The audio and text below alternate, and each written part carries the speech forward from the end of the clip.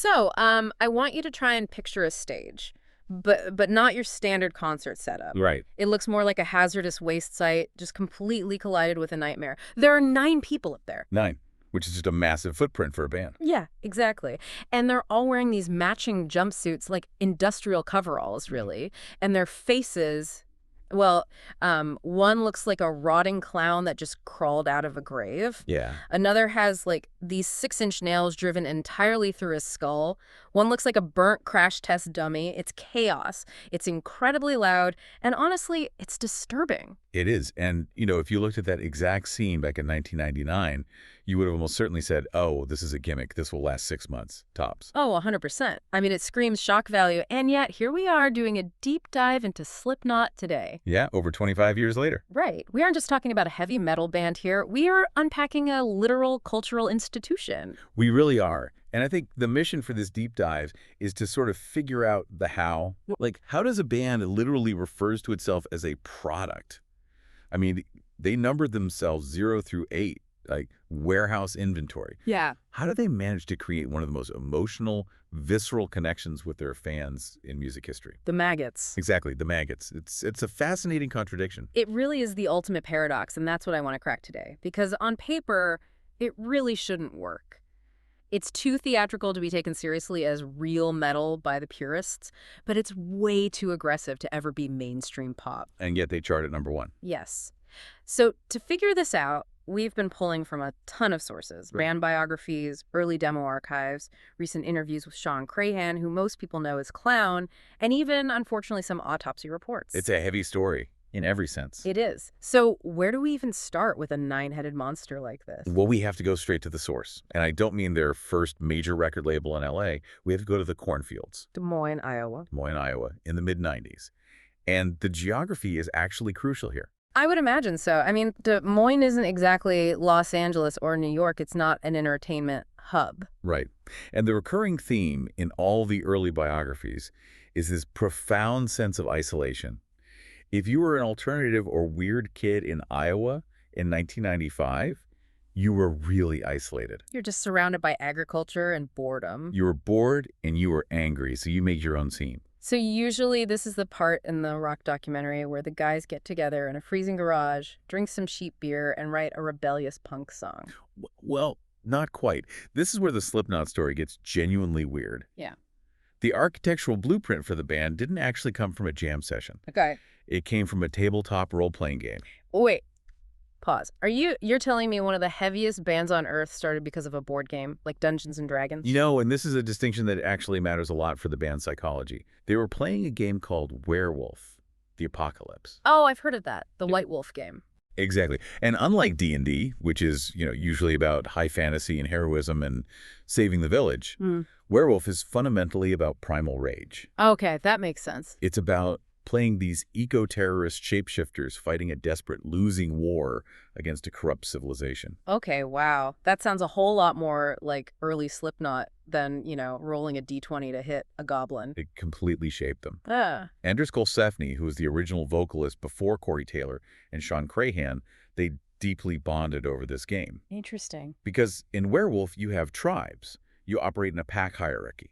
Yeah. You have this core concept of literally stepping out of your human skin and becoming a monster, a killing machine. So when they say there are 9 of them, that's not just some random aesthetic choice. That's a pack. It's absolutely a pack. Kolsefny actually said in an interview that the main attraction was being able to play a different person. That became the foundational philosophy. When they stepped on stage, they weren't just dudes who worked nights at a Sinclair gas station, which, by the way, is where Joey Jordison was working when he came up with the name Slipknot. Really? A gas station? Yeah, working the night shift. So on stage, they weren't gas station attendants or welders anymore. They were the creature. Yeah. They were transformed. That makes the masks make a whole lot more sense. It wasn't just a Halloween gimmick. It was literal role play, getting into character. Precisely. And that chaotic, sort of unrestricted mindset completely bled into their first recording. Now, most people just know the self-titled album from 1999 as their debut. Right, the one with the iconic red jumpsuits on the cover. Yeah. But we actually dug into the archives and looked at their true first release, Mate Veed, Kill, Repeat, from 1996. This is the one the band constantly tries to hide, right? I think they refer to it as just a demo now. They do call it a demo now, But make no mistake, it was produced as a full album. They self-financed it. They spent $40,000 of their own money on it. $40,000. For kids in Iowa in 1996, that is a massive fortune. It was everything they had. But here's the kicker. If you listen to it today, assuming you know modern Slipknot, you might be totally confused. Confused how? Is it not heavy? I mean, with a title like Mate, Feed, Kill, Repeat, it sounds heavy. It has heavy elements, but it's just all over the place stylistically. It's wildly experimental. They have funk sections, they have jazz fusion breakdowns. In a metal album? Yes. There's even a track called Do Nothing Bitch Slap that has these very distinct, undeniable disco elements. I'm sorry, did you just say disco in a Slipknot song? I know, it's a trip to listen to. But it shows you that their musical DNA wasn't just, let's play as fast and loud as possible. Right. They were heavily influenced by bands like Mr. Bungle, Mike Patton's band. Oh, from Faith No More. Exactly. Mike Patton's a huge hero to them for his fearlessness. Mr. Bungle was famous for mashing up completely unrelated genres and wearing weird masks and costumes. Slipknot was trying to find a sound that matched that unpredictable, chaotic RPG energy. Okay, so they have this crazy experimental sound, and they have the role-playing philosophy. But at this point, they still just look like regular guys from Iowa. Pretty much. So when does the visual nightmare actually start? Because I just can't imagine walking into a local dive bar, seeing a guy in a clown mask and thinking, yeah, this is the future of metal. Well, that's almost exactly what happened. It was late 1996. Sean Crahan walks into practice one day. He's wearing this gross old clown mask that he said he hadn't even seen in a decade. Just found it lying around. Yeah, he puts it on, and the rest of the band absolutely hates it. I mean, I'm with the band on this one. Clowns are usually just annoying, not terrifying. That's what they thought until he started playing. He told them point blank, I really don't care what you think. This is who I am. And he absolutely refused to take it off. So he just played the whole practice in it? The whole practice. And it changed his body language. It changed the aggression in how he hit the drums. Eventually, the rest of the band realized that to even compete with that level of energy, they all needed to adopt a persona. They needed to hide their human faces. It's that transformation concept again, the Garu stepping out of the human form. Exactly. And Corey Taylor, when he joined later, he perfectly summarized the philosophy. He said the masks actually allow them to be totally intimate with the music because they become completely unconscious of who they are outside of it. That's fascinating. But what I find really interesting and honestly maybe a little cynical is that they didn't just stop at the masks. They took it a step further with the matching jumpsuits and the numbers. The uniforms. Yeah. I mean, normally artists are desperate to be seen as unique individuals. It's all, look at me, look at my personal style. But these guys ran in the exact opposite direction. They turned themselves into a generic commodity. It was a very deliberate, very sharp middle finger to the music industry at the time. Yeah. You have to remember the cultural landscape of the late 90s. Total TRL pop dominance. Exactly. Boy bands were huge. Manufactured pop groups were everywhere. Everything was highly sanitized and packaged. So Slipknot looked at that machinery and essentially said, oh, you want a product? You want a cohesive unit you can sell? Fine. We're a product. We're not even people anymore. We're just barcodes. That was the exact message. They assigned themselves numbers, 0 through 8. They wore the jumpsuits specifically to strip away any remaining individuality. Right. But the incredible irony of it all, and it's a very profitable irony, is that by trying to look like a faceless, nameless machine, they became arguably the most instantly recognizable brand in modern heavy music. Talk about failing upwards, or maybe succeeding downwards into the dark. It worked flawlessly. But let's talk about the physical reality of those masks for a second, because it looks incredibly cool on a poster. But we found some really intense quotes from the members, specifically Joey Jordison and Chris Fehn, about what it's actually like to perform in them. I truly cannot imagine it's comfortable. Comfortable isn't even in the vocabulary. Joey Jordison described playing in his mask as feeling like you're locked in hell. Wow. You have to understand the environment. They aren't standing still playing slow acoustic ballads. They're playing extremely fast, violently physical music under stage lights that can easily push the temperature over 100 degrees. And they're wearing thick rubber on their heads and heavy cotton coveralls on their bodies. It doesn't breathe at all. Chris Fehn talked openly about the smell. You're vomiting inside the mask from exertion. You're sweating profusely.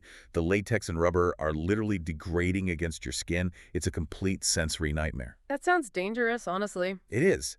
But they argued that the physical suffering actually feeds the authenticity of the music. That's a really good point. You can't fake aggression when you're literally suffocating on stage. It forces you into that primal state. Exactly. The rage is authentic because the physical discomfort is authentic. And I think that brings us nicely to the actual sound of the band, because there's always this massive debate in the music community. Is Slipknot a nu metal band?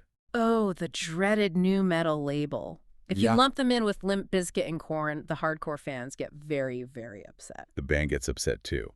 They completely reject the term. They actually prefer to call what they do metal metal. Metal metal. Yeah.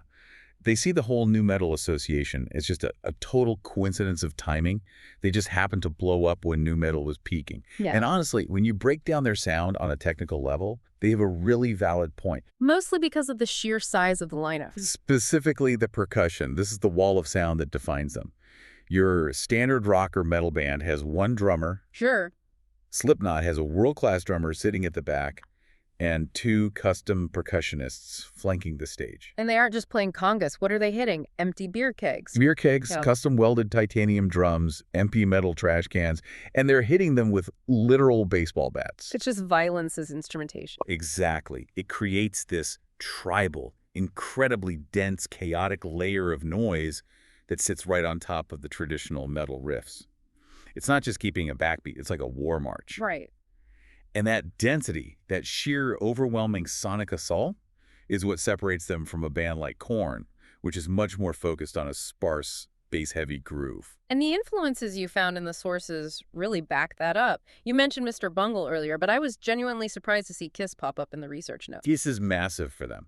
Joey Jordison and Mick Thompson, who plays guitar, both heavily cited the albums Kiss Alive Yeah. and Destroyer as life-changing records. But not sonically, I assume. Slipknot doesn't sound like rock and roll all night. No, not sonically. It was entirely about the spectacle. It was the realization that a rock concert shouldn't just be guys in t-shirts playing songs. It should be a terrifying, awe-inspiring show. I guess if you took Kiss, fed them a bunch of amphetamines, and asked them to start a riot, you'd basically get early Slipknot. That's actually the incredibly accurate description. And in the early days, the riot part was very literal. We read tour reports of them actually setting each other on fire on stage. What? Like, intentionally. Intentionally. Yeah. Sean Crahan would jump into the crowd and wrap fans up in the microphone cords. They would break their own bones diving off balconies. That sounds like an absolute nightmare for their insurance company. A lawsuit waiting to happen. Oh, it was. Paul Gray, their original bassist, admitted in later interviews that management basically forced them to tone the physical stunts down because the liability insurance was getting completely astronomical. They were genuinely dangerous to themselves and to the people in the front row. Well, speaking of dangerous, we really have to talk about the human cost here. You simply cannot run a machine this hot for this many decades without crucial parts breaking down. And Slipknot has dealt with some profound, devastating tragedy. They really have. This is definitely the dark side of today's deep dive. The band has been through the absolute ringer, and the major turning point was the year 2010. The death of Paul Gray.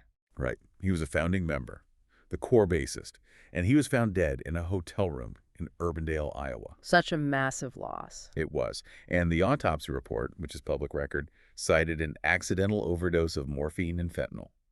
But it also noted that he suffered from significant heart disease. I remember the press conference they held immediately after that happened. It was so jarring for the fans because I think it was the first time a lot of the public saw them sitting at a table with no masks, no costumes, just regular guys crying over their brother. It completely shattered the fourth wall. They publicly called him the essence of the band. And musically, Paul was the glue. He wrote a huge chunk of their structural music. So when you lose him, you don't just lose a bass player, you lose a massive piece of the band's creative soul. And the tragic part is the hits just kept coming after that. Joey Jordison. The drummer. And you have to understand, for a massive segment of the metal community, Joey was Slipknot. Absolutely. His specific drumming style, that incredibly fast machine gun double bass technique, it literally defined the genre for a decade. But then he abruptly left in 2013. And at the time, everyone was just confused. The band put out a very vague statement about personal reasons. Yeah, they kept it very quiet. But it turned out to be much more tragic than a simple creative difference. It was eventually revealed that he was suffering from transverse myelitis. Which is a neurological disease, right? It is. It attacks the spinal cord, and it effectively paralyzed his legs. Oh my God. For a drummer who is globally famous for his footwork. That's not just dealing with an illness, that's losing your entire identity. Exactly. It was devastating. He worked incredibly hard to rehabilitate and play again in other projects, but he never rejoined Slipknot. And sadly, he passed away in 2021. So now you have a band that has lost its visionary original bassist and its defining original drummer. Most bands would just fold. I mean, how do you replace the engine and the wheels and still expect the car to drive? Get pushing. But they also had to deal with external madness on top of the internal grief. The feuds. Oh, right, the famous Slipknot feuds. We honestly don't have the time to go into all of them because they fought with almost everyone. Mushroom Head, for one, over who supposedly stole the mask gimmick. Even though it was basically a coincidence? Completely coincidental timing. Then there was Limp Bizkit. After Fred Durst supposedly insulted Slipknot's fans, which prompted Corey Taylor to go on the offensive. Didn't they also sue Burger King at one point? They did. It's a bizarre story. Meh. Burger King ran an ad campaign featuring a fictional, satirical, heavy metal band called Cock Rock to sell their chicken fries. Right. And the masks the actors wore looked a little too familiar to the Slipknot camp, so they sued. And it's funny, but it really goes to show their deeply protective nature over their branding. They were saying, we are the product. You don't get to counterfeit us. So that really brings us right up to the present day. We've covered the origins, the RPG influence, the tragedies, the lawsuits. Where is Slipknot now? Because looking at the timeline of events through 2024, 2025, and now heading deeper into 2026, the energy feels different. It is a totally new era. I've been calling it the rebirth.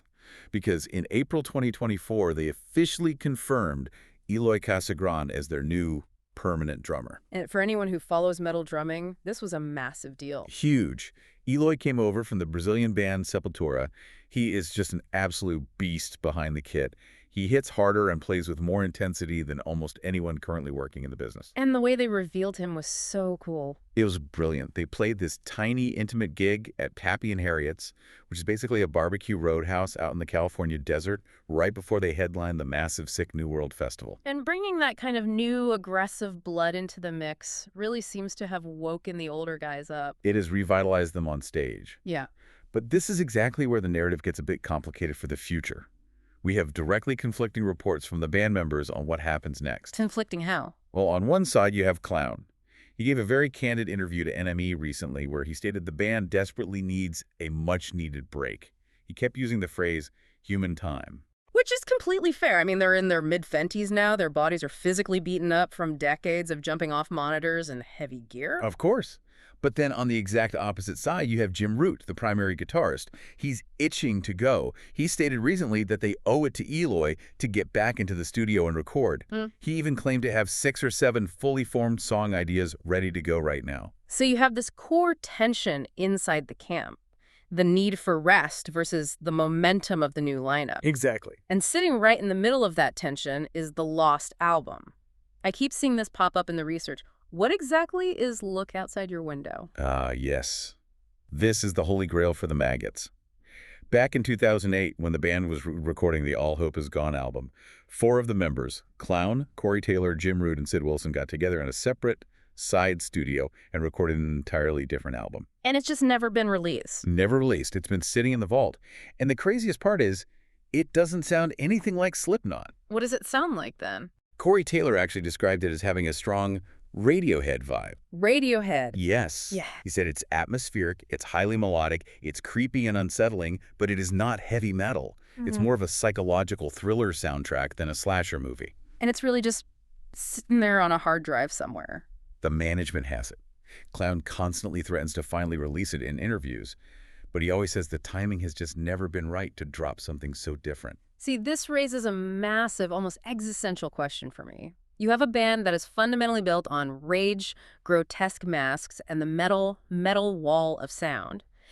If they suddenly release an experimental, atmospheric Radiohead-style album, do the monster masks even make sense anymore? And that is the ultimate key takeaway from all our research today, adaptability. Slipknot has lasted for over 25 years, specifically because they let the masks and the meaning behind them evolve. Corey doesn't wear the same dreadlock mask he wore in 1999. It changes physically as he changes emotionally. Right, so the mask isn't a trap they're stuck in, it's more of a canvas. Exactly. It reflects who they are in the current moment. But your point stands. If the music changes that drastically, does the canvas still fit the art? It's such a fascinating place for a legacy band to be. You have the old school fans who just want the heavy, aggressive stuff with Eloy on drums. And then you have the more art side of the band clearly wanting to release this strange, experimental record. While all the members are just trying to survive and get some human time. Yeah. So here's the final provocative thought I want to leave you with today. We know Slipknot is a product. They told us that themselves. We know they are a meticulously curated brand, but massive brands inevitably rebrand. They have to survive. Right. So if Look Outside Your Window finally comes out and it's soft and it's weird and it's totally unexpected, are we about to see a version of Slipknot that takes the masks off entirely to match the new sound? And if they do actually take them off, Yeah. is it still Slipknot? Or is it just a bunch of guys from Iowa playing jazz fusion again? That is the real question. Thank you so much for diving deep with us today. See you next time.